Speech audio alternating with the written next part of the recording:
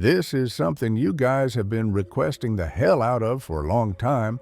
It took a lot of time, but I finally found 3 stories that take place during school lockdowns. It was a typical boring day in calculus only. It was Friday, 7th period, meaning the week was almost over and spring break would finally be upon us.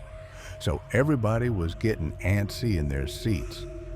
I could tell we didn't have a test that day like a lot of my friends did with their other teachers. So our teacher, in the middle of class, just decided to start playing games with us on sporkle.com. He was a very laid-back teacher like that, as we were doing some brand logo quiz on Sporkle. I remember the exact moment it happened. Right after my friend answered a question, I remember the exact answer to Adidas. The dean's voice came through the loudspeaker. He sounded panicked and frantic as he told all the teachers this was not a drill. And to go into lockdown, I actually got the chills, and I got goosebumps on my arms, as our usually laid-back teacher, too, seemed panicked as he ran to turn off the lights and ushered us to the back corner of the room. We all sat in silence for about 2 minutes, and then the usual buzzing that came from a panel in the back of the room ceased, indicating that the school must have cut all the power. We all looked at each other, realizing this must be serious. A few more minutes of waiting. Later, we heard a man screaming at the top of his lungs coming down the hallway. 2 girls in the class actually started crying, which made all of us even more scared as the screaming got closer to the classroom. The lunatic-sounding man started banging on the lockers while screaming, "I'll kill all of you." It was at that moment that I started to fear for my life. My teacher shushed us as we all looked at each other to see our peers' reactions. The banging then moved from the lockers to our classroom door, and that's when one of the crying girls screamed, "No!"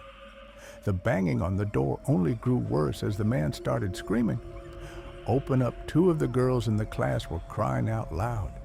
Now it felt like an eternity that man was pounding at the door.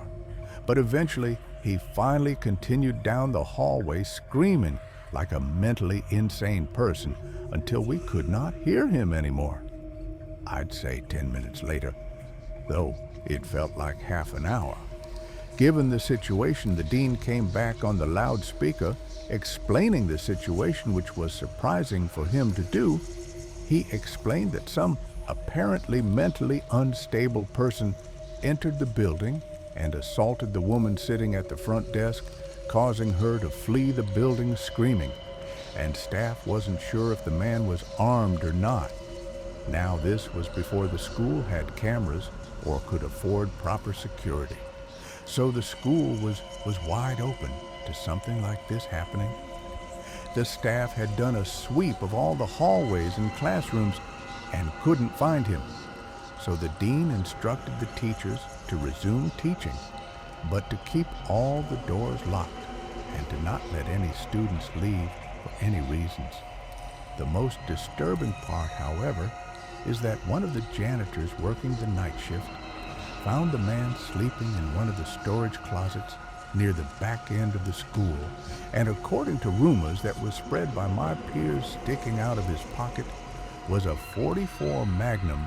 The janitor must have done something stupid to wake him up, for example, leaving the closet door open, because by the time a police officer could arrive on the scene, the man was gone.